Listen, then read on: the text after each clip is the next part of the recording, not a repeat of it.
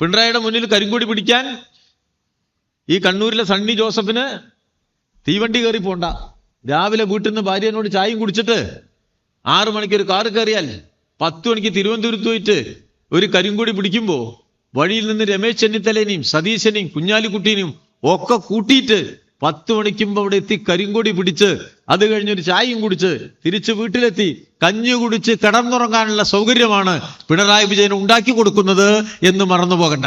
അങ്ങനെ ലോകം യാഥാർത്ഥ്യബോധമില്ലാത്ത അവസ്ഥയിൽ തീരുമാനങ്ങൾ എടുക്കുന്ന പ്രത്യേകത രൂപം കൊള്ളുന്ന ഒരു കാലത്താണ് ഈ കേരളം ലോകത്തിന്റെ മുന്നിൽ മഹാമാതൃകയായി പരിമിതമായ അധികാരഘടന നൽകുന്ന പരിമിതമായ കരുത്തുപയോഗിച്ച് എല്ലാ മനുഷ്യനും സാമൂഹ്യ സുരക്ഷ നൽകാൻ കഴിയുമെന്ന് പ്രഖ്യാപിച്ചുകൊണ്ട് ഒരു ലോക വിസ്മയം തീർത്തു വെച്ചിരിക്കുന്നത് 2ാം പിണറായി വിജയൻ ഗവൺമെന്റ്. ആ വിസ്മയത്തെയാണ് ഇന്ത്യയിലെ വലതുപക്ഷം ഭയപ്പെടുന്നത്. ആ വിസ്മയത്തെയാണ് ഇന്ത്യയിലെ തീവ്ര ഹിന്ദുത്വ വർഗീയവാദികൾ ഭയപ്പെടുന്നത്. അതിനെ തന്നെയാണ് ഇവിടുത്തെ ന്യൂനപക്ഷ വർഗീയവാദികളും ഭയപ്പെടുന്നത്.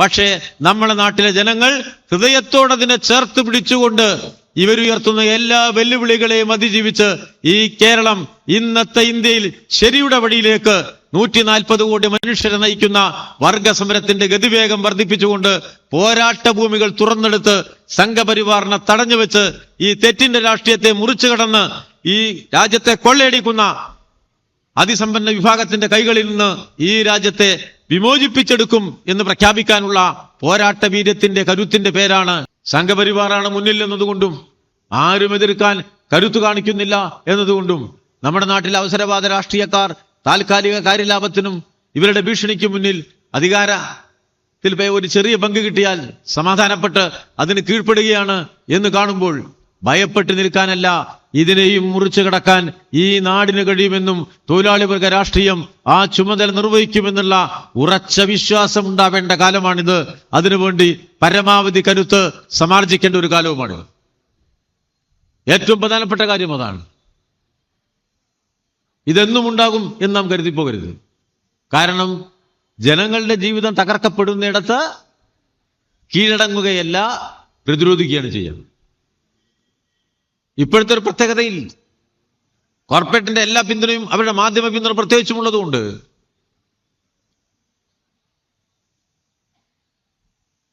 തെറ്റായ ധാരണ വരും. ഇതൊന്നും ഇനി നേരെയാൻ പോകുന്നില്ല, ഇനി ആരും ഇവരെ തോൽപ്പിക്കാനുള്ളൊരു കരുത്ത് ജനങ്ങൾക്കുണ്ടാവില്ല. മറ്റൊരു രാഷ്ട്രീയ ചേരി RSSനോളം വലുപ്പത്തിൽ ഇപ്പോഴില്ലല്ലോ. അപ്പൊ ഇവരെന്നെ കുറെ കാലം അങ്ങ് പോകും. ചരിത്രത്തിന്റെ ഒരു ഗതിവിഗതികൾക്കിടയിലും ജനവിരുദ്ധമായ ഒന്നും സ്ഥായിയായി നിലനിന്നിട്ടില്ല എന്ന വസ്തുത ചരിത്ര താളുകളിൽ നിന്ന് നമുക്ക് എടുക്കാൻ കഴിയും. അതുകൊണ്ട് ഭയപ്പെടേണ്ട കാര്യമൊന്നുമില്ല. ഇതിനെ മുറിച്ചെടുക്കാൻ ചെയ്യും. പക്ഷെ അതിന് കരുത്തുറ്റ ഇടതുപക്ഷം ഉണ്ടാവും. ഇടതുപക്ഷത്തെ ശക്തിപ്പെടുത്തുക എന്ന രാഷ്ട്രീയത്തിന് വലിയ പ്രാധാന്യം നൽകേണ്ട ഒരു കാലമാണിത്. ആ പ്രാധാന്യം നൽകാൻ കഴിഞ്ഞു എന്നുള്ളതാണ് കേരളത്തിന്റെ പ്രത്യേകത. ഈ വിപൽക്കരമായ കാലത്തും ഒരിടതുപക്ഷ ഗവൺമെന്റ് പിണറായി വിജയന്റെ നേതൃത്വത്തിൽ കേരളത്തിലുണ്ട് എന്നത് ഇന്ത്യയുടെ ഏറ്റവും വലിയ സമാശ്വാസമാണ്. ഇതാണ് ഇന്ത്യയുടെ ഏറ്റവും വലിയ പ്രതീക്ഷയുടെ അടയാളം. നമ്മളെല്ലാം ആ പ്രതീക്ഷയുടെ കാവൽക്കാരാണ്. ഇപ്പോൾ കമ്മ്യൂണിസ്റ്റുകാരായി രാഷ്ട്രീയ പ്രവർത്തനം നടത്തുന്നു, ജനങ്ങൾക്കായി പ്രവർത്തിക്കുന്നു എന്ന് പറയുമ്പോൾ ഒരു രാജ്യത്തിന്റെ സമകാല അവസ്ഥയുടെ പ്രത്യേകതകളിൽ പരിശോധിക്കുമ്പോൾ ഏറ്റവും മഹത്തായ ഒരു കാര്യമാണ്. ആ ഗവൺമെന്റിനെ നിലനിർത്താനും ആ ഗവൺമെന്റിനെ തുടർച്ചയുണ്ടാക്കാനും ആ തുടർച്ചയിൽ നിന്ന് കിട്ടുന്ന ആത്മവിശ്വാസത്തെ ഈ രാജ്യത്തിന്റെ പോരാട്ട വീര്യത്തിന്റെ കരുത്താക്കാനും ഊർജ്ജമാക്കാനും നമുക്ക് സാധിക്കുന്നു എന്നിടത്ത് നിന്ന് 140 കോടി ജനങ്ങളുടെ വിമോചനത്തിന്റെ പോരാട്ടം ആരംഭിക്കുക തന്നെയാണ്. വലിയൊരു ചരിത്ര ദൗത്യം കേരളത്തിലെ ഇടതുപക്ഷ പ്രസ്ഥാനം നിർവഹിക്കുന്ന ഒരു സന്ദർഭമാണ്. എല്ലാ വിശദാംശങ്ങളിലേക്കും ഞാൻ പോകുന്നില്ല. ഈ സംസ്ഥാന ഗവൺമെന്റ് ഒരു ദശാബ്ദം കൊണ്ട് കേരളത്തിനുണ്ടാക്കിയ മാറ്റങ്ങൾ നമ്മളെല്ലാം ഇപ്പോൾ ആവർത്തിച്ച് ജനങ്ങളുമായി വിനിമയം ചെയ്യുകയാണ്. കാരണം ഒരു തെരഞ്ഞെടുപ്പിന് മുന്നിൽ നിൽക്കുകയാണ്. ഒരു കാര്യത്തിൽ കേരളം ഏറ്റവും മുന്നിലല്ലേ? BJP വിഭാവനം ചെയ്ത് പൂർത്തീകരിക്കാൻ ആഗ്രഹിക്കുന്ന പ്രതിലോമ പ്രത്യയശാസ്ത്രാധിഷ്ഠിതമായ തീവ്ര ഹിന്ദുത്വത്തിന്റെ മേധാവിത്വം കേരളത്തിൽ ഭരണതലത്തിൽ കേന്ദ്രം അടിച്ചേൽപ്പിക്കുന്നതായാലും പരിവാർ സമൂഹത്തിൽ പ്രചരിപ്പിക്കുന്നതായാലും നടപ്പിലാക്കാൻ സാധിക്കുന്നില്ല എന്ന പ്രതിരോധ കരുത്ത് ഉയർത്തിപ്പിടിക്കാൻ കേരളത്തിന് കഴിഞ്ഞിരിക്കുന്നു. പക്ഷേ നമ്മൾ ജാഗ്രതയോടുകൂടി കാര്യങ്ങളെ നോക്കിക്കാണണം. ജനങ്ങളെ ഭിന്നിപ്പിക്കുക എന്ന ഈ തീവ്ര ഹിന്ദുത്വ രാഷ്ട്രീയം പ്രാവർത്തികമാക്കുമ്പോൾ, അതിനെതിരായുള്ള കരുത്തുറ്റ പോരാട്ടം നമ്മൾ സംഘടിപ്പിക്കുമ്പോൾ, നിർഭാഗ്യവശാൽ നമ്മുടെയൊക്കെ സമൂഹത്തിൽ ന്യൂനപക്ഷ വർഗീയ ചേരി ശക്തിപ്പെടാൻ ശ്രമിക്കുന്നുണ്ട്. യഥാർത്ഥ ജനാധിപത്യ ചേരി ശക്തിപ്പെട്ടു വന്ന് എല്ലാ വിഭാഗം ജനങ്ങളും BJP-ക്കെതിരായി നീങ്ങുക എന്ന ഏറ്റവും പ്രധാനപ്പെട്ട ഒരു ചരിത്ര ദൗത്യ പൂർത്തീകരണത്തിലേക്ക് സമൂഹമാകെ നീങ്ങേണ്ട സന്ദർഭത്തിൽ അയിന്ന് മുഖം തിരിച്ച് ന്യൂനപക്ഷ ജനവിഭാഗത്തെ വർഗീയമായി കൂട്ടിച്ചേർത്ത് പ്രവർത്തിക്കുന്നത് സ്വാഭാവികമായും BJP-യുടെ തെറ്റായ പ്രവർത്തനത്തിന് സാധൂകരണം നൽകുമെന്ന് എല്ലാവർക്കും മനസ്സിലാവും.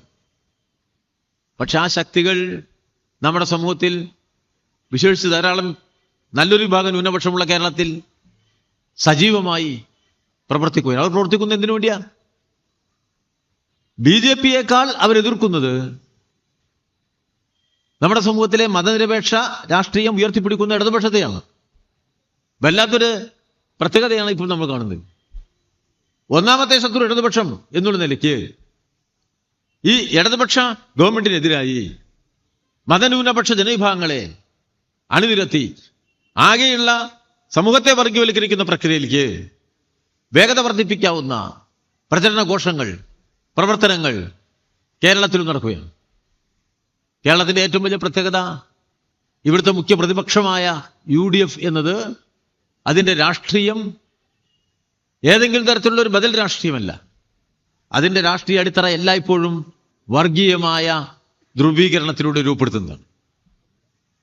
വർഗീയതയെ അടിസ്ഥാനമാക്കിയ രാഷ്ട്രീയ ധ്രുവീകരണം ഉണ്ടാക്കി അതിൽ നിന്ന് ലാഭമുണ്ടാക്കിയാണ് UDF എല്ലാ സന്ദർഭത്തിലും അതിന്റെ അധികാരം നിലനിർത്തിയത്, സ്ഥാനങ്ങൾ നിലനിർത്തിയത്. അതുകൊണ്ട് ഇപ്പോഴും UDF-ന്റെ ഒരു പരിശ്രമം എന്താ? എല്ലാതരം വർഗീയതയുമായി സന്ധി ചെയ്യുക എന്നുള്ളത്. എല്ലാതരം വർഗീയതയുമായി സന്ധി ചെയ്യുന്നു. ഇപ്പൊ ഒരു പ്രാദേശിക തെരഞ്ഞെടുപ്പിന്റെ മുന്നിൽ നാം നിൽക്കുകയാണ്.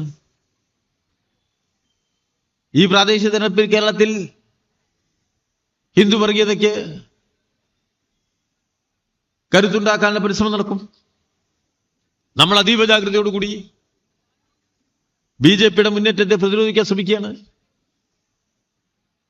കേന്ദ്രാധികാരവും ഭീഷണിയും ധനശേഷിയും കോർപ്പറേറ്റ് മാധ്യമ പിന്തുണയും വെച്ചുകൊണ്ട് BJP പ്രവർത്തിക്കുകയാണ്. BJP-ന്റെ സംസ്ഥാന അധ്യക്ഷനായിട്ട് ഒരു ചാനലിന്റെ മുതലാളിയെ തിരഞ്ഞെടുത്തിരിക്കുകയാണ്. ഒരു ചാനൽ മുതലാളിയെ സംസ്ഥാന അധ്യക്ഷനാക്കി വെച്ചിരിക്കല്ലേ BJP. അതിന്റെ സന്ദേശം എന്താ? അപകടകരമായ ഒരു സന്ദേശം അതിലുണ്ട്. ആശയവിനിമയത്തിൽ, വാർത്താവിനിമയത്തിൽ തീവ്ര ഹിന്ദുത്വത്തിന് മാന്യത നൽകലാണത്. ആ തീവ്ര ഹിന്ദുത്വത്തിന് മാന്യത നൽകാൻ കോർപ്പറേറ്റ് മാധ്യമങ്ങൾ ആകെ പരിശ്രമിക്കുകയാണ് കേരളത്തിൽ. സ്വാഭാവികമായും ജനങ്ങൾ വലതുപക്ഷ ചേരിയിലേക്ക് പോകണം, കമ്മ്യൂണിസ്റ്റ് വിരുദ്ധരാവണം. അതാണ് പ്രചരണത്തിന്റെ അടിത്തറ. ആ പ്രവർത്തനം നടത്തുമ്പോൾ അതിനെ പ്രതിരോധിക്കണം. നമ്മളുടെ പരിശ്രമം BJP-യെ ഒറ്റപ്പെടുത്തുക മാത്രമല്ല, അതിന്റെ പിന്നിലേക്ക് ജനങ്ങൾ പോകാതിരിക്കാനുള്ള ജാഗ്രതയാണ്. UDF ആ പ്രവർത്തനം നടത്തുന്ന LDF-നെ മുഖ്യ ശത്രുവായി കാണിക്കുകയാണ്. എല്ലാ സന്ദർഭത്തിലും ആലോചിക്കും നിങ്ങൾ. കേരളം അതിദരിദ്ര വിമുക്തമായ ഒരു സംസ്ഥാനമായി പ്രഖ്യാപിക്കുമ്പോൾ അത് നമ്മുടെ എല്ലാ മലയാളിയുടെയും അഭിമാനബോധം ഉയർത്തണ്ടേ? ആ ചടങ്ങിൽ നിന്നും മാറി നിൽക്കാൻ പാടുണ്ടോ? നിങ്ങൾ ശ്രദ്ധിച്ചോ? കേരളത്തിന്റെ മുഖ്യമന്ത്രി ഇത് പ്രഖ്യാപിക്കുന്ന ചടങ്ങിലേക്ക് അതിനെ പ്രതിപക്ഷം ബഹിഷ്കരിച്ചു. ഇവിടെ നിരവധി വാർത്താ ചാനലുകളില്ലേ പിണറായി വിജയൻ തിരുവനന്തപുരത്ത് പ്രഖ്യാപനം നടത്തുന്ന പൊതുയോഗത്തിലെ പ്രസംഗം, ഇത് കേരളം അതിദരിദ്ര വിമുക്തമാണ് എന്ന് പ്രഖ്യാപിക്കുമ്പോൾ അത് ലൈവായി കൊടുക്കാൻ കൈരളി ഒഴികെയുള്ള ഏതെങ്കിലും TV ചാനൽ ഉണ്ടായിരുന്നോ? നിങ്ങൾ ശ്രദ്ധിച്ചോ? കൊടുത്തില്ല. അവരെന്താ കൊടുത്താൽ പിണറായി വിജയൻ സംസാരിക്കുമ്പോൾ കേരളത്തിലെ ഇടതുപക്ഷ ജനാധിപത്യ മുന്നണിയുടെ ഭരണകാലത്തുണ്ടായ മറ്റു കാര്യങ്ങളും കൂടി പറയുക, ജനങ്ങൾ അറിയരുത്. അങ്ങനെയല്ലേ സംഭവിച്ചൂടെ? കൈകോർത്ത് പിടിച്ചിരിക്കുകയല്ലേ? ആ നേട്ടങ്ങൾ ജനങ്ങളെ അറിയിക്കാതിരിക്കാൻ മാത്രമല്ല, ആ ഗവൺമെന്റിനെ തകർക്കാനാണ്, ആ ആശയങ്ങളെ തകർക്കാനാണ്, നമ്മളെ ദുർബലപ്പെടുത്താനാണ്. അതില് ഈ ഭൂരിപക്ഷ വർഗീയതയുടെ സമാധാനപരമായ സമീപനം സ്വീകരിക്കുക, ഐവേറിയ സമീപനം സ്വീകരിക്കുക എന്നതിന്റെ കൂടെ വർഷങ്ങളായി നിലനിൽക്കുന്ന തങ്ങളുടെ വർഗീയ കൂട്ടുകെട്ടിനെ ഒന്നുകൂടി വിപുലപ്പെടുത്താൻ ഇപ്പൊ UDF തയ്യാറായില്ലേ? ഈ പ്രാദേശിക തെരഞ്ഞെടുപ്പിൽ ജമാഅത്തെ ഇസ്ലാമി, അവരുടെ വെൽഫെയർ പാർട്ടി, ഇന്നത്തെ ദേശീയ രാഷ്ട്രീയ സാഹചര്യ സവിശേഷതകളെ ആരെങ്കിലും താങ്കളുടെ മുന്നണിയെ അവരുമായി കണ്ണീർക്കോ? ഇപ്പൊ നിങ്ങൾ നോക്കൂ, ഈ UDF എങ്ങനെയാ ഈ തെരഞ്ഞെടുപ്പിലേക്ക് സ്ഥാനാർത്ഥികളെ വെച്ചിരിക്കുന്നത് കേരളത്തിൽ? ഇതാരെയെ സഹായിക്കാം? എന്തിനു വേണ്ടിയാണ് ഈ പ്രവർത്തനം നടത്തുന്നത്? ഈ കേരളത്തിലെ ഇടതുപക്ഷ ജനാധിപത്യ മുന്നണി ഗവൺമെന്റിന് ഒരു തുടർച്ചയുണ്ടായിക്കൂടാ എന്ന കാര്യത്തിൽ ജമാഅത്തെ ഇസ്ലാമിയുമായുള്ള തെറ്റായ രാഷ്ട്രീയ സഖ്യത്തിന് സാധൂകരണം കണ്ടെത്തുകയാണ് UDF. എത്ര അപകടകരമായ താഴ്ചയിലേക്കാണ് കേരളത്തിലെ UDF ചെന്നെത്തിയിരിക്കുന്നത് എന്ന് നമ്മൾ തിരിച്ചറിയണം. ഇതാരെ സഹായിക്കും? കേരളത്തിലെ ന്യൂനപക്ഷ ജനവിഭാഗങ്ങളെ ആകെ വർഗീയവാദികളാക്കി മാറ്റാനാണോ? അവരെ മതനിരപേക്ഷ ജനയിൽ നിന്ന് അകറ്റി നിർത്താനല്ലേ ജമാഅത്തെ ഇസ്ലാമിയുടെ പ്രചരണങ്ങളും പ്രവർത്തനങ്ങളും? ഏറ്റവും നല്ല ഒരു കാര്യം, കേരളത്തിലെ മഹാഭൂരിപക്ഷം വരുന്ന മതന്യൂനപക്ഷ ജനവിഭാഗങ്ങൾ, അത് മുസ്ലിം ന്യൂനപക്ഷമായാലും ക്രിസ്ത്യൻ ന്യൂനപക്ഷമായാലും, വർഗീയ ചേരിക്കൊപ്പം നിൽക്കാൻ ആഗ്രഹിക്കുന്നില്ല. ധാരാളം മത സംഘടനകൾ നമ്മുടെ സമൂഹത്തിലുണ്ട്. അവരാരും ജമാഅത്തെ ഇസ്ലാമിയുമായി താദാത്മ്യം പ്രാപിക്കാനോ അവരുടെ ആശയത്തോട് അടുപ്പം പ്രകടിപ്പിക്കാനോ തയ്യാറാവുന്നില്ല. നല്ല കാര്യം, കേരളം കണ്ട ഏറ്റവും നല്ല കാര്യങ്ങളിൽ ഒന്നതാണ്. പക്ഷേ UDF, കോൺഗ്രസ്, ലീഗ് ഇവരാരെങ്കിലും ഇന്നത്തെ ഈ കാലസവിശേഷതയിൽ ഒരു കാരണവശാലും ഇത്തരം തെറ്റായ രാഷ്ട്രീയ സഖ്യത്തിൽ ഇടപെടരുത് എന്ന ബോധ്യത്തോടുകൂടി കാര്യങ്ങൾ കൈകാര്യം ചെയ്യാൻ കഴിയുന്നുണ്ടോ? അതോ അപക്വമായ രാഷ്ട്രീയ ധാരണകളിലൂടെ തങ്ങളുടെ ഇടതുപക്ഷ വിരുദ്ധത ഉയർത്തിപ്പിടിക്കുകയാണോ? ഇതാണ് നാം മനസ്സിലാക്കേണ്ടത്. ഈ രാഷ്ട്രീയത്തെ നമ്മൾ കമ്മ്യൂണിസ്റ്റുകാർ ചോദ്യം ചെയ്താലോ? നിങ്ങൾ BJPക്കെതിരെ എത്ര വേണമെങ്കിലും പ്രസംഗിച്ചോ, RSSന് നേരെ എത്ര വേണമെങ്കിലും പ്രസംഗിച്ചോ, ഞങ്ങള് വർഗീയമായിട്ട് ചെയ്താൽ അതിനെ വിമർശിക്കരുത് എന്നല്ലേ നിലപാട്? അങ്ങനെയല്ലേ? ഓരോ സന്ദർഭത്തെയും ഇടതുപക്ഷ വിരുദ്ധമാക്കാനല്ലേ ശ്രമിക്കുന്നത്? ആ പരിശ്രമമല്ലേ ഈ ന്യൂനപക്ഷ വർഗീയവാദികൾ, അതിന്റെ പ്രത്യയശാസ്ത്ര പ്രചാരകന്മാർ കേരളത്തിൽ ചെയ്തുകൊണ്ടിരിക്കുന്നത്? ആരെ സഹായിക്കുന്ന രാഷ്ട്രീയമാണത്? കേന്ദ്ര BJPയെ സഹായിക്കുന്നില്ലേ? ആ BJP ഗവൺമെന്റ് കേരളത്തോട് കാണിക്കുന്ന കടുത്ത അവഗണനയ്ക്കെതിരായിട്ട് എന്തെങ്കിലും ചെയ്യാൻ ഇവർ സന്നദ്ധരാകുന്നുണ്ടോ? അതുമായി സന്ധി ചെയ്യല്ലേ? വൈസ് ചാൻസലർമാരെ ഗവർണർ നിയോഗിച്ചാൽ ആ വൈസ് ചാൻസലർക്ക് സർവ്വസഹായം ചെയ്തു കൊടുക്കുന്ന ആരാ? കോൺഗ്രസ്, ലീഗും അല്ലേ? നമ്മുടെ കണ്ണിന്റെ മുന്നിലല്ലേ നടക്കുന്നത്? അതുകൊണ്ട് അതീവ ജാഗ്രത വേണം. ജനങ്ങളുടെ വലിയ ഐക്യം ശക്തിപ്പെടേണ്ട ഒരു കാലത്ത് തീവ്രവർഗീയതയെ തോൽപ്പിക്കാൻ എല്ലാ മതനിരപേക്ഷ ശക്തികൾ ഒരുമിക്കേണ്ടടുത്ത് ആ പോരാട്ട കരുത്തിൽ മതന്യൂനപക്ഷങ്ങൾ കൂടി കണ്ണിചേരേണ്ടിടത്ത് അതെല്ലാം മുറിച്ച് ഫ്രാഗ്മെന്റ് ചെയ്ത് കഷ്ണാക്കി പ്രവർത്തിക്കുമ്പോൾ ഇടതുപക്ഷം ദുർബലപ്പെട്ടാൽ അതിന്റെ ഗുണഭോക്താവ് തീവ്രവർഗീയ ശക്തിയായ BJP അല്ലേ? ഇത് മനസ്സിലാക്കാനുള്ള ദൂരക്കാഴ്ചയില്ലായ്മയാണോ? അങ്ങനെ കരുതാൻ കഴിയുമോ? അതുകൊണ്ട് നമ്മൾ ഇടതുപക്ഷക്കാർ യാതൊരു സംശയവും ഉണ്ടാവേണ്ട കാര്യമില്ല. തീവ്രവർഗീയതയെ പ്രതിരോധിക്കുക എന്ന രാഷ്ട്രീയ ദൗത്യം നിർവഹിക്കും. അത് നിർവഹിക്കുന്നതിന് വേണ്ടിയുള്ള ജനകീയ വിപുലീകൃതമായ മുന്നണികൾ രൂപപ്പെടുത്തും. കേന്ദ്ര ഗവൺമെന്റിന്റെ തെറ്റായ നയങ്ങൾക്കെതിരായുള്ള ബഹുജന പോരാട്ടങ്ങൾ ശക്തിപ്പെടുത്തും. അതോടൊപ്പം തന്നെ ആ പോരാട്ടത്തിന്റെ കരുത്തും ഊർജവും കുറക്കുന്ന തരത്തിലേക്ക് ന്യൂനപക്ഷ വർഗീയ ചേരിയെ രൂപപ്പെടുത്തിയെടുത്ത് അതിനെ കമ്മ്യൂണിസ്റ്റ് വിരുദ്ധമാക്കാനുള്ള കുതന്ത്രം കൊണ്ടുവന്നാൽ ആ കുതന്ത്രശാലികളുടെ മുഖത്ത് നോക്കി ഇത് ഈ നാട്ടിൽ നടക്കില്ല എന്ന് പറയുക തന്നെ ചെയ്യും എന്ന കാര്യത്തിൽ സംശയം ഉണ്ടാവേണ്ടതില്ല. അത് ഈ നാടിന്റെ ആവശ്യമാണ്. വർഗീയത ശക്തിപ്പെട്ടുകൂടാ ഒരു തരത്തിലുള്ളൂ, പ്രത്യേകിച്ചും തീവ്ര ഹിന്ദുത്വം ശക്തിപ്പെടുന്ന ഒരു കാലത്ത്. അതുകൊണ്ട് വളരെ ഗൗരവമേറിയ ഒരു രാഷ്ട്രീയ ദൗത്യം ഇടതുപക്ഷത്തിന് ഇന്ന് നിർവഹിക്കാനുണ്ട്. ആ രാഷ്ട്രീയ ദൗത്യ നിർവഹണത്തിൽ കരട് ഒന്നും ഉണ്ടാവാത്ത തരത്തിൽ തികഞ്ഞ വ്യക്തതയോടെ കാഴ്ചപ്പാട് ആവിഷ്കരിച്ച് ജനങ്ങളെ ആകെ ഒന്നിപ്പിക്കുക എന്ന ചുമതല നിർവഹിക്കാനാണ് നാം പരിശ്രമിക്കേണ്ടത്. പിന്നീട് എല്ലാവർക്കും അറിവുള്ളതാണ്, ഇപ്പോ കേരളം ഒരു തെരഞ്ഞെടുപ്പിൽ നിൽക്കുകയാണ്. പ്രാദേശിക തെരഞ്ഞെടുപ്പാണ്. ഇന്ത്യയിൽ മറ്റൊരിടത്തും ഈ നിലയിലുള്ള പ്രാദേശിക തെരഞ്ഞെടുപ്പ് നടക്കാറില്ല. ചിഹ്നമൊക്കെ വെച്ചിട്ട് പ്രാദേശിക തെരഞ്ഞെടുപ്പ് പൊതുവെ ഒരേ ദിവസം എല്ലാ തെരഞ്ഞെടുപ്പും നടക്കുക, അത് രാഷ്ട്രീയ കക്ഷി അടിസ്ഥാനത്തിൽ നടക്കുക അത്യപൂർവമായിട്ടേ കേരളം ഇന്ത്യയിലുള്ളൂ. കൃത്യ ഇടവേളകളിൽ നടക്കുന്നത് വളരെ കുറവാണ്. എന്നാൽ നമ്മളതെല്ലാം നല്ല നിലയിൽ നടപ്പിലാക്കുകയാണ്. മാത്രമല്ല, ലോകഘടനയിൽ മുതലാളിത്ത രാഷ്ട്രങ്ങളിൽ എവിടെയും സാമൂഹ്യ സുരക്ഷയ്ക്ക് പ്രാധാന്യം കൊടുക്കാത്തൊരു സന്ദർഭത്തിൽ ഇടതുപക്ഷം ഞങ്ങൾ വ്യത്യസ്തതയുള്ള ബദൽ നയം ഉയർത്തിപ്പിടിക്കും എന്നതിന്റെ പ്രഖ്യാപനത്തെ കൃത്യമായ പ്രയോഗത്തിലേക്ക് കൊണ്ടുവന്നിട്ടുണ്ട് കേരളത്തിൽ. ഒരിക്കലും UDF ഇത് പ്രതീക്ഷിച്ചല്ല. UDF മാത്രമല്ല, പൊതുവെ ആരും ഇത്ര വിപുലമായ തരത്തിൽ സാമൂഹ്യ സുരക്ഷ ഉറപ്പാക്കാൻ ഇന്നത്തെ സാഹചര്യത്തിൽ കേരളത്തിന് കഴിയും എന്ന് കരുതിയിട്ടില്ല. എന്നാൽ ഇപ്പൊ സംഭവിച്ചതെന്താ?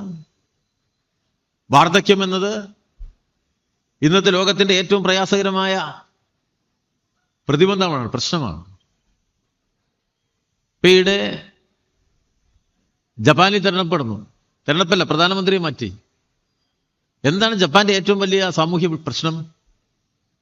വയസ്സാകുന്നവരുടെ പ്രശ്നമാണ്. ലോകത്തിന് വയസ്സാവുകയാണ്. വൈദ്യശാസ്ത്രം വളരുമ്പോൾ ആയുർനിരക്ക് കൂടുകയാണ്. ഇപ്പൊ AI സാങ്കേതികവിദ്യ വന്നോട് കൂടിയിട്ട് അതിന് ഏറ്റവും വലിയ നേട്ടം ഉണ്ടാവാൻ പോകുന്നത് വൈദ്യശാസ്ത്ര രംഗത്താണ്. അപ്പോ നമുക്ക് ശാസ്ത്ര ഗവേഷണത്തിന്റെ വേഗത വർദ്ധിക്കും. ശാസ്ത്ര ഗവേഷകന്മാർ ലോകത്തിന്റെ എല്ലാ ഭാഗങ്ങളിലുമുള്ള ലാബറട്ടറികളിൽ നടത്തുന്ന ഗവേഷണ ഫലങ്ങളെ സമഗ്രമായി ഒന്ന് പരിശോധിച്ച് വിശദാംശങ്ങൾ കണ്ടെത്താൻ പണ്ട് വർഷങ്ങൾ എടുക്കുമായിരുന്നുവെങ്കിൽ ഇപ്പൊ ഏതാനും മണിക്കൂറുകൾ കൊണ്ട് AI സാങ്കേതികവിദ്യ ഉപയോഗിച്ച് ലോകത്തിന്റെ എല്ലാ ഭാഗത്തുമുള്ള ഗവേഷണ ഫലങ്ങളെ ആകെ സംയോജിപ്പിച്ചെടുത്ത് അതിൽ നിന്ന് ആവശ്യമായത് സ്വീകരിക്കാൻ കഴിയുന്ന തരത്തിലേക്ക് AI സാങ്കേതികവിദ്യ വളരുകയാണ്. വലിയ കൂച്ചുചാട്ടമാണ് ആരോഗ്യ മേഖലയിൽ ഉണ്ടാവുക. ഒരു മൈക്രോ ചിപ്പ് ശരീരത്തിൽ ഘടിപ്പിച്ചാൽ നമ്മുടെ വ്യത്യസ്തങ്ങളായ രോഗവിവരങ്ങളെ സമാഹരിക്കാൻ കഴിയും. അതേ സമയത്ത് തന്നെ അതിന് മരുന്നും കൊടുക്കാൻ കഴിയും. എത്ര വലിയ വിമുക്തിയാണ് നമുക്ക് രോഗങ്ങളിൽ നിന്നുണ്ടാവുക. രോഗങ്ങളില്ലാതാവുമെന്നില്ല, അതിനുള്ള വിമോചനം വേഗത്തിലാവും. ആയുർനിരക്ക് വർദ്ധിക്കും. ഒരു 100, 120 എന്നതൊക്കെ മനുഷ്യായുസ് അടുത്ത 1-2 ദശാബ്ദം കൊണ്ട് തന്നെ ചിലപ്പോൾ സംഭവിച്ചെന്ന് വരും. വേഗത്തിൽ മാറാൻ പോവാ. അപ്പൊ വയസ്സാവുന്നവരുടെ എണ്ണം കൂടും. ഇപ്പൊ തന്നെ യൂറോപ്പ് അതിന് നേരിടുന്നുണ്ട്. ചെറുപ്പക്കാരില്ല. അധിക ജനസംഖ്യയിൽ സിംഹഭാഗം പ്രായമായവരാണ്. അതൊരു വലിയ ജീവിത യാഥാർത്ഥ്യമാണ്. എന്താ കേരളം ചെയ്തത്? നിങ്ങൾ നോക്കൂ. ഈയിടെ ഞാനൊരു പ്രസിദ്ധീകരണം വായിക്കണ്ടേ, ഒരു ഇന്ത്യൻ എക്സ്പ്രസ് മുഖപ്രസംഗം. എന്താ അവിടെ കണ്ടത്? പുതിയ കേരള മോഡൽ എന്ന തലക്കെട്ടാണ്. ആ തലക്കെട്ടിൽ പുതിയ കേരള മോഡലായിട്ട് അവർ ചൂണ്ടിക്കാട്ടിയത് എന്തിനാ? ഈ കേരള ഗവൺമെന്റ് ഇന്ത്യയിലെ ഒരു ഗവൺമെന്റ് നടപ്പിലാക്കാത്ത തരത്തിൽ വയോജനങ്ങളെ സംരക്ഷിക്കാനുള്ള ഒരു കാഴ്ചപ്പാട് മുന്നോട്ട് വെച്ച് ഒരു വയോജന നിയമം പാസാക്കിയിരിക്കുന്നു. ഒരു വയോജന കമ്മീഷൻ ഇപ്പൊ നമ്മൾ വെച്ചു കഴിഞ്ഞു. വാർദ്ധക്യം എന്നതിനെ ഭീതി കൂടാതെ നേരിടുക എന്ന ആത്മവിശ്വാസത്തോടു കൂടി ജീവിക്കാൻ പ്രായമായവർക്ക് കഴിയുക എന്ന മനുഷ്യ സംസ്കാരത്തിന്റെ മഹനീയത തിരിച്ചറിഞ്ഞുകൊണ്ട് ആ ദിശയിലേക്ക് ആദ്യത്തെ ചുവട് വെച്ച ഇന്ത്യൻ സംസ്ഥാനമാണ് കേരളം എന്നുള്ളതാണ് ഏറ്റവും വലിയ പ്രത്യേകത. ഒരു പ്രായം 60 കഴിഞ്ഞ രണ്ടാളുകൾ ആരും നോക്കാനില്ലാതെ ഇരുന്നാൽ ആ മനുഷ്യന് ആരെയും ഭയപ്പെടേണ്ടതില്ല. 4000 രൂപ പോക്കറ്റിലിട്ട് കൊടുക്കാൻ സംസ്ഥാന ഗവൺമെന്റ് മുന്നോട്ട് വരുമെന്ന് പ്രഖ്യാപിക്കാനുള്ള ആത്മവിശ്വാസമാണ് സഖാവ് പിണറായി വിജയൻ കാണിച്ചതെങ്കിൽ അത് പ്രഖ്യാപനമായി ഒതുങ്ങുകയല്ല. ഈ മാസം 1-ാം തീയതി വീട്ടിൽ കൊണ്ടുപോയി പോക്കറ്റിലിട്ട് കൊടുക്കാൻ കഴിഞ്ഞു കേരളത്തിലെ ഇടതുപക്ഷ ജനാധിപത്യ മുന്നണി ഗവൺമെന്റിന് എന്ന മഹത്തായ മാറ്റം നമ്മുടെ കണ്ണിന്റെ മുന്നിലൂടെ കാണുകയാണ്. എത്ര വേഗതയേറിയ ഒരു സമീപനമാണ് സ്വീകരിച്ചിരിക്കുന്നത്. ഇതിനൊക്കെയുള്ള പൈസ ഇവിടെ ഉണ്ടോ? കേന്ദ്ര ആവശ്യത്തിന് പണം തന്നിട്ടാണോ? തരുന്നത് വെട്ടിക്കുറയ്ക്കില്ലേ? കേന്ദ്ര വിഹിതം എല്ലാ മേഖലയിലും വെട്ടിക്കുറയ്ക്കില്ലേ? കേന്ദ്രാവിഷ്കൃത പദ്ധതികൾക്കൊക്കെ 40% 60% സംസ്ഥാന ഗവൺമെന്റ് കൊടുക്കണ്ടേ?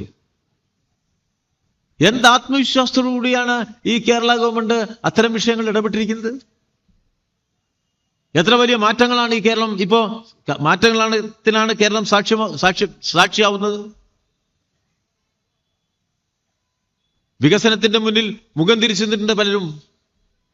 പ്രതിപക്ഷം കേരളത്തിന്റെ വികസനത്തെ ദുർബലപ്പെടുത്താനും അപഖ്യാതികൾ പ്രചരിപ്പിക്കാനുമാണ് ശ്രമിച്ചത്. വേഗതയേറിയ റെയിൽ പദ്ധതിക്ക് കേരളം മുൻകൈ എടുത്തപ്പോ മുഴുവൻ കമ്മ്യൂണിസ്റ്റ് വിരുദ്ധ മാധ്യമങ്ങളും വലതുപക്ഷവും അത് തകർക്കും എന്നുള്ള പ്രഖ്യാപനമാണ് നടത്തിയത്. ആ പ്രഖ്യാപനം നടത്തി തെറ്റായ വഴിക്ക് അവർ കാര്യങ്ങൾ നീങ്ങിപ്പോകുമ്പോ അതിന് സമാന്തരമായി ഏറ്റവും വേഗതയേറിയ റോഡ് നിർമ്മാണം കേരളം ഇപ്പൊ നടത്തി പൂർത്തീകരിച്ചില്ലേ? ഇന്ത്യയിലെ ദേശീയപാതാ പദ്ധതി ഏറ്റവും കുറവ് നടപ്പിലാക്കിയ സംസ്ഥാനം കേരളമായിരുന്നു. ഏറ്റവും കുറവ് സമാഹരിച്ച പണത്തിൽ ഏറ്റവും കുറവ് ചെലവാക്കിയതും കേരളത്തിലായിരുന്നു. എന്നാൽ ഇപ്പോഴത്തെ പ്രത്യേകത എന്താ? 650 കിലോമീറ്റർ നീളത്തിൽ രൂപപ്പെടുന്ന 6 വരിപ്പാതയ്ക്ക് 2 അപ്പുറത്തും ഇപ്പുറത്തുമുള്ള സമാന്തര പാതകൾ സർവീസ് റോഡുകളായി ഒരു ചുവന്ന ലൈറ്റ് കത്താതെ 650 കിലോമീറ്റർ ദൂരത്തിൽ ഇടതടവില്ലാതെ അതിവേഗം സഞ്ചരിക്കാനുള്ള രാജപാത തയ്യാറാക്കിയ ഇന്ത്യയിലെ ആദ്യ സംസ്ഥാനമായി കേരളം മാറുകയാണ്. അവസാനം ഓടിത്തുടങ്ങിയ കേരളമാണ് ആദ്യ ലാപ്പിൽ വിജയിച്ച് ഏറ്റവും മുന്നിൽ നിൽക്കുന്നത് എന്ന അഭിമാനകരമായ അവസ്ഥ ഈ കേരളത്തിൽ ഉണ്ടാക്കാൻ കഴിഞ്ഞത് ഒരു ദശാബ്ദം നീണ്ടുനിന്ന ഒരു ഇടതുപക്ഷ ഗവൺമെന്റ് ഉണ്ടായി എന്ന ഒറ്റ കാര്യം കൊണ്ടാണ്. എത്ര വേഗത്തിലെത്തുന്നത്? കോട്ടയ്ക്കെന്ന് കോഴിക്കോട്ടേക്ക് 30 മിനിറ്റാ. കോട്ടയ്ക്കെന്ന് കോഴിക്കോട്ടേക്ക് ചിന്തിക്കാൻ കഴിയുമല്ലോ. പൊന്നാനിയിൽ നിന്ന് കോഴിക്കോട്ടേക്ക് 45 മിനിറ്റാ. ചിന്തിക്കാൻ പറ്റുമോ? ഇപ്പോ പൂർത്തീകരിച്ചിട്ടില്ല. പൂർത്തീകരിച്ചാൽ ഇനിയും കൂടും. എന്തൊരു സൗകര്യമായിരിക്കും. പിണറായിയുടെ മുന്നിൽ കരിങ്കൊടി പിടിക്കാൻ ഈ കണ്ണൂരിലെ സണ്ണി ജോസഫിന് തീവണ്ടി കയറി പോണ്ട. രാവിലെ വീട്ടിൽ നിന്ന് ഭാര്യനോട് ചായയും കുടിച്ചിട്ട് 6 മണിക്ക് ഒരു കാറ് കയറിയാൽ 10 മണിക്ക് തിരുവനന്തപുരത്ത് പോയിട്ട് ഒരു കരിങ്കൊടി പിടിക്കുമ്പോ വഴിയിൽ നിന്ന് രമേശ് ചെന്നിത്തലേനെയും സതീശനെയും കുഞ്ഞാലിക്കുട്ടീനെയും ഒക്കെ കൂട്ടിയിട്ട് 10 മണിക്കുമ്പോ അവിടെ എത്തി കരിങ്കൊടി പിടിച്ച് അത് കഴിഞ്ഞൊരു ചായയും കുടിച്ച് തിരിച്ച് വീട്ടിലെത്തി കഞ്ഞി കുടിച്ച് കിടന്നുറങ്ങാനുള്ള സൗകര്യമാണ് പിണറായി വിജയൻ ഉണ്ടാക്കി കൊടുക്കുന്നത് എന്ന് മറന്നു പോകണ്ട. ചില്ലറ കാര്യമാണോ സംഭവിച്ചിരിക്കുന്നത്? ആരെങ്കിലും പോയി കരുതിയിട്ടുണ്ടോ? ആ സമരം നടത്തുമ്പോൾ ഒന്ന് സമരക്കാരെ വിമർശിച്ചതിന്റെ പേരിൽ ഞാനൊക്കെ അനുഭവിച്ച ഭയങ്കര വിഷമായിരുന്നു. നല്ല വിരോധം പ്രകടിപ്പിച്ചവര്. ഇപ്പൊ നടന്നില്ലേ? ഏറ്റവും കൂടുതൽ സമരം നടന്നത് എവിടെയാ? ദേശീയപാതയ്ക്കെതിരായിട്ട് ഏറ്റവും കൂടുതൽ സമരം മലപ്പുറം ജില്ലയിലാണ്. എന്താ ഈ ദേശീയപാതയുടെ പ്രത്യേകത?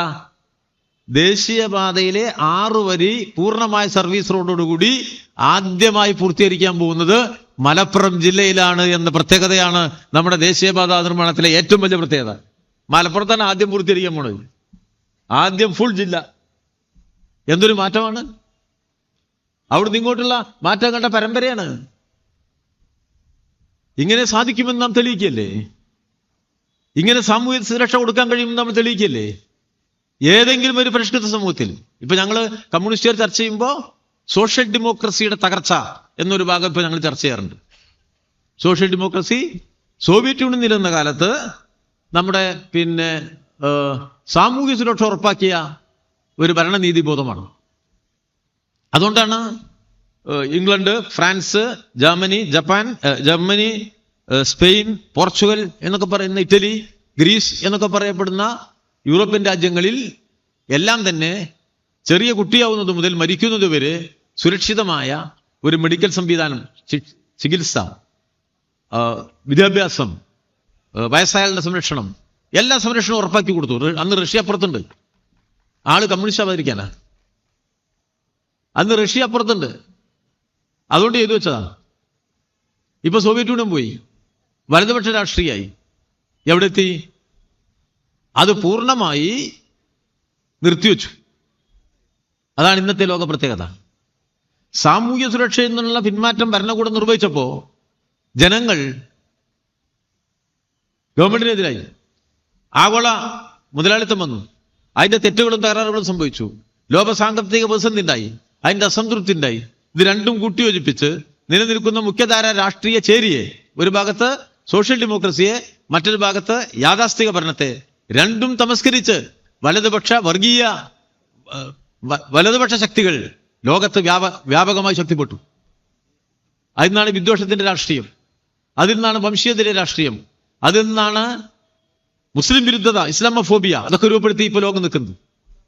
അങ്ങനെ ലോകം യാഥാർത്ഥ്യബോധമില്ലാത്ത അവസ്ഥയിൽ തീരുമാനങ്ങൾ എടുക്കുന്ന പ്രത്യേകത രൂപം കൊള്ളുന്ന ഒരു കാലത്താണ് ഈ കേരളം ലോകത്തിന്റെ മുന്നിൽ മഹാമാതൃകയായി പരിമിതമായ അധികാരഘടന നൽകുന്ന പരിമിതമായ കരുത്തുപയോഗിച്ച് എല്ലാ മനുഷ്യനും സാമൂഹ്യ സുരക്ഷ നൽകാൻ കഴിയുമെന്ന് പ്രഖ്യാപിച്ചുകൊണ്ട് ഒരു ലോക വിസ്മയം തീർത്തു വെച്ചിരിക്കുന്നത് രണ്ടാം പിണറായി വിജയൻ ഗവൺമെന്റ്.